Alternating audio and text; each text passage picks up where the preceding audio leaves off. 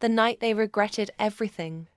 When I stepped off that plane, my soul felt heavier than my luggage.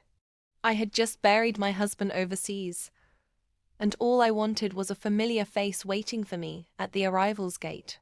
Instead, my brother chuckled over the phone.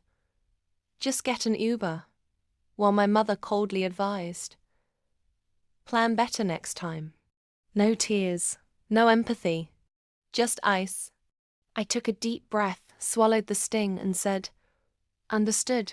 But they didn't realize that understood was my code for it's time to make you wish you'd never spoken to me that way.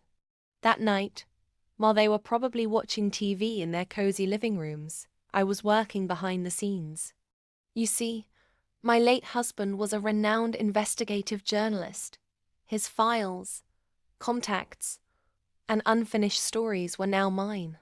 And buried deep in his encrypted laptop were detailed reports on my own family's dirty little secrets. Turns out, my oh-so-perfect brother had been embezzling funds from his company for years, and my pious mother, she'd been involved in a real estate scam that left dozens of families homeless. Both crimes, if exposed, could mean public ruin, maybe even prison. By midnight, I had packaged the evidence into a clean, airtight story and sent it to a trusted news anchor my husband once worked with. The headline the next morning? Local family's criminal empire exposed. Shocking ties to fraud and embezzlement. Their names, their faces, their shame plastered on every TV screen, news site, and social media feed across the country. When the news broke, my phone didn't stop buzzing, except it wasn't condolences this time. It was pure panic. My brother's voice trembled over the line. Why would you do this? I simply replied, plan better next time.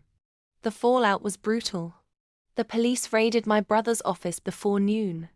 My mother's so-called charity fund was frozen, her smug smile replaced with the grey pallor of someone who just realized the game was over. Neighbors whispered.